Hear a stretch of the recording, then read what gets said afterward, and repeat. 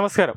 ഒരു science fiction സിനിമയെ അനുസ്മരിക്കുന്ന കണ്ടുപിടുത്തമാണ് ഇപ്പോൾ ചൈനയിൽ നിന്ന് പുറത്തു വരുന്നത്. ലോകത്തിലെ ആദ്യത്തെ ഗർഭധാരണ റോബോട്ടിനെ വികസിപ്പിച്ചെടുക്കാൻ ചൈനീസ് ശാസ്ത്രജ്ഞർ ശ്രമിക്കുന്നു എന്ന വാർത്തയാണ് ഇപ്പോൾ പുറത്തു വരുന്നത്. ഇത് മനുഷ്യരാശിയുടെ ഭാവിയെക്കുറിച്ചുള്ള പുതിയ സംവാദങ്ങൾക്ക് തുടക്കമിട്ടിരിക്കുകയാണ്. ഒരു കൃത്രിമ ഗർഭപാത്രത്തിൽ ഒരു കുഞ്ഞിനെ വഹിക്കാനും പ്രസവിക്കാനും രൂപകൽപ്പന ചെയ്ത ഈ ഹ്യൂമനോയിഡ് വൈദ്യശാസ്ത്രത്തിലും സമൂഹത്തിലും മാറ്റങ്ങൾ കൊണ്ടുവരുമെന്ന് പ്രതീക്ഷിക്കപ്പെടുന്നു. എന്താണ് ഗർഭധാരണ റോബോട്ട്? ഇതിപ്പോൾ ദേശീയ മാധ്യമങ്ങളിലടക്കം വൻ ചർച്ചയാണ്. ചൈനയിലെ ഗുവാങ്ഷോ ആസ്ഥാനമായുള്ള കൈവ ടെക്നോളജിയുടെ സ്ഥാപകനായ ഡോക്ടർ ഷാങ് ക്വിങ് ആണ് ഈ വിപ്ലവകരമായ ആശയം മുന്നോട്ട് വെച്ചത്. അടുത്ത വർഷം ഇതിന്റെ പ്രോട്ടോടൈപ്പ് പുറത്തിറങ്ങുമെന്നാണ് പ്രതീക്ഷിക്കുന്നത്.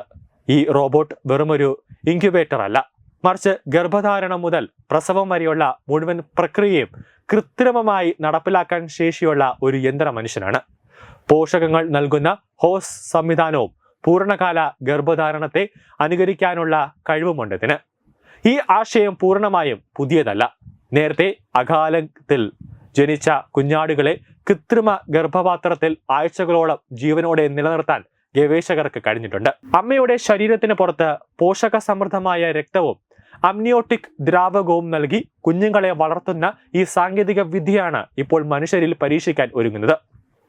വന്ധ്യത നിരക്ക് കുത്തനെ ഉയർന്ന ചൈനയെ പോലുള്ള ഒരു രാജ്യത്ത് പരമ്പരാഗത ചികിത്സകൾ പരാജയപ്പെടുന്നവർക്ക് ഈ സാങ്കേതിക വിദ്യ പ്രതീക്ഷ നൽകുന്നു. ഗർഭധാര റോബോട്ടിന് പ്രശ്നങ്ങളുണ്ട്. ശാസ്ത്രത്തിൽ ഒരു കുതിച്ചുചാട്ടമാണെങ്കിലും ഇത് ഉയർത്തുന്ന ധാർമ്മിക ചോദ്യങ്ങൾ വളരെ വലുതാണ്. ഒരു കുഞ്ഞിന് മാതൃബന്ധം നിഷേധിക്കുന്നത് ക്രൂരവും പ്രകൃതി വിരുദ്ധവുമാണെന്ന് വിമർശകർ വാദിക്കുന്നുണ്ട്. ഈ പ്രക്രിയയ്ക്ക് ആവശ്യമായ അണ്ഡങ്ങൾ എങ്ങനെ ലഭിക്കുമെന്നും ഒരു പ്രധാന ചോദ്യമാണ്. റാഡിക്കൽ ഫെമിനിസ്റ്റ് എഴുത്തുകാരിയായ ആൻഡ്രിയ ഡോർക്കിൻ ഈ സാങ്കേതിക വിദ്യ സ്ത്രീകളുടെ അന്ത്യമായിരിക്കുമെന്ന് മുന്നറിയിപ്പ് നൽകുന്നുണ്ട്. അവർ ഇതിനു മുന്നും ഒരു മുന്നറിയിപ്പ് നൽകിയിരുന്നതാണ്. കൃത്രിമ ഗർഭപാത്രം പൂർണ്ണമായാൽ പുരുഷന്മാർക്ക് സ്ത്രീകളെ ആവശ്യമില്ലാത്ത അവസ്ഥ വരുമോ എന്ന ചോദ്യവും അവർ ഉന്നയിച്ചു. അതുപോലെ ഗർഭധാരണം ഒരു സ്വാഭാവിക പ്രക്രിയ എന്നതിൽ നിന്ന് ഒരു രോഗാവസ്ഥയായി കണക്കാക്കപ്പെടുമോ എന്നും ചില ഗവേഷകർ ആശങ്കപ്പെടുന്നു. മനുഷ്യന്റെ ഏറ്റവും സ്വാഭാവികമായ ജൈവിക പ്രക്രിയയിൽ ഒന്നായ പ്രത്യുത്പാദനത്തെ പൂർണ്ണമായും യന്ത്രവൽക്കരിക്കുന്നത് ഗുരുതരമായ സാമൂഹ്യ പ്രത്യാഘാതങ്ങൾക്ക് കാരണമാകുമെന്നും അവർ ഭയപ്പെടുന്നു. വന്ധ്യത അനുഭവിക്കുന്ന ദമ്പതികൾക്ക് ഈ സാങ്കേതിക വിദ്യ ഒരു പ്രതീക്ഷയാണ്. ഗണ്യമായ തുക മുടക്കി കൃത്രിമ ബീജസങ്കലനം നടത്തിയിട്ടും പരാജയപ്പെടുന്നവർക്ക് ഒരു റോബോട്ട് വാടകയ്ക്കെടുത്ത് കുഞ്ഞിനെ വളർത്തുന്നത് ഒരു പരിഹാരമാകുമെന്നും ഇതിനെ പിന്തുണയ്ക്കുന്നവർ പറയുന്നു. 1 കോടി യുവാൻ വില വരുന്ന ഒരു പ്രോട്ടോടൈപ്പ് അടുത്ത വർഷം വിൽപ്പനയ്ക്ക് തയ്യാറാകും. ഈ ആശങ്കകൾക്ക് ഉത്തരം കണ്ടെത്താൻ ചൈനയിലെ അധികാരികൾ ശ്രമിക്കുന്നുണ്ട്.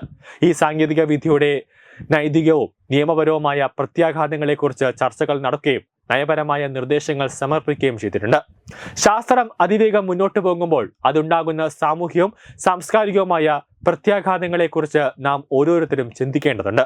ഇതുമൂലമുണ്ടാകുന്ന പാർശ്വഫലങ്ങളെക്കുറിച്ചും നമ്മൾ ചിന്തിക്കേണ്ടതാണ്. ന്യൂസ് ഡെസ്ക് തത്വമൈ TV.